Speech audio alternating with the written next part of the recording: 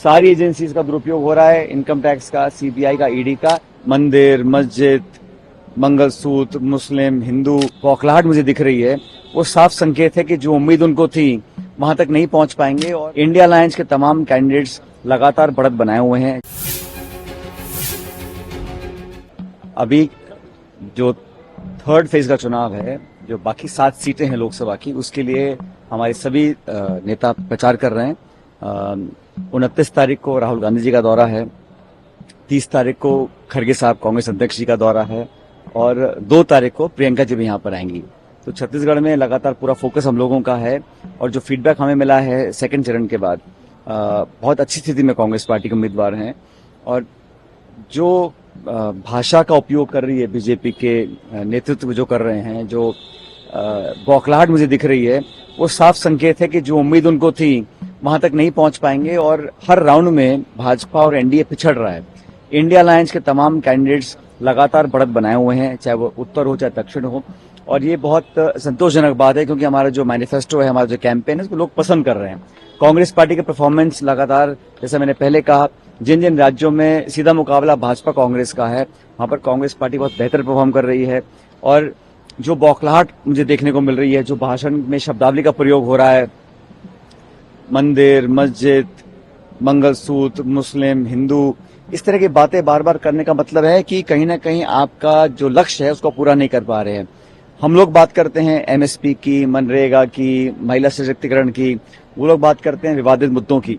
तो हम लोग चाहते हैं कि 10 साल का जो आपका कार्यकाल रहा उस पर चुनाव हो। ये राष्ट्र का चुनाव है, बड़ा चुनाव है और इसमें 5 साल तक आप जनता की सेवा कैसे करेंगे। और बड़ा आश्चर्यजनक मुझे लगता है कि आप 10 साल राज किया, आप 5 साल और मांग रहे हैं और जो देश में नौजवान फौज में जाना चाहते हैं अग्निवीर के माध्यम से उनको 4 साल दे रहे हैं।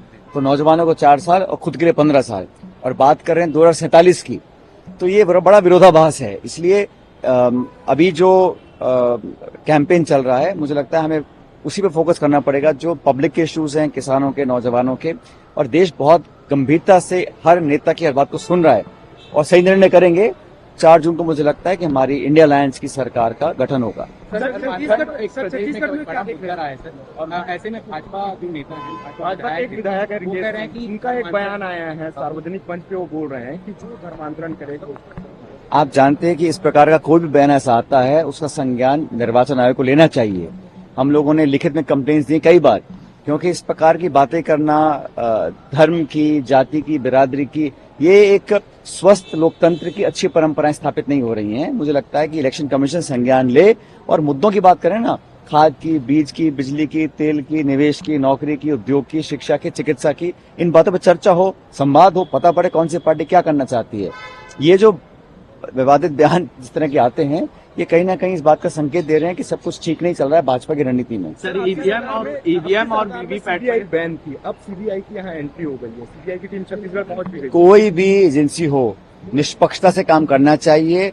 तथ्यों के आधार पर हम चाहते हैं किसी की जांच हो, कोई परवाह नहीं है, लेकिन प्रतिशोध की भावना से नहीं होना चाहिए, बदले की भावना से नहीं होना चाहिए और अफसरों को और एजेंसीज को दबाव में काम नहीं करना चाहिए। ये हम लोग, तमाम लोग कहते हैं, क्योंकि इतिहास गवाह है।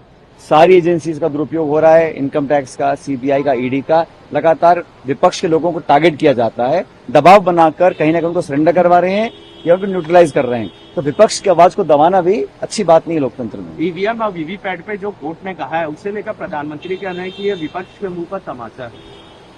सुप्रीम कोर्ट का जो भी निर्णय आता है, किसी भी विषय में आता है, उसका सबको सम्मान करना चाहिए। Thank you. सर, एक कल का जो चुनाव है सर, कल जो चुनाव हुए दूसरे चरण का मतदान, दूसरे चरण के लेकर कांग्रेस कितना होपफुल है सर? तीनों सीट हम तो पूरे होपफुल हैं भाई, बिल्कुल माहौल बदल गया है। ये इलेक्शन चेंज का इलेक्शन है, बदलाव चाहती जनता ऊब चुके हैं जुमलों से, नारों से, आश्वासन से। और जो 3 सीटों पर चुनाव जीता, तीनों के तीनों हम जीतेंगे कांग्रेस पार्टी।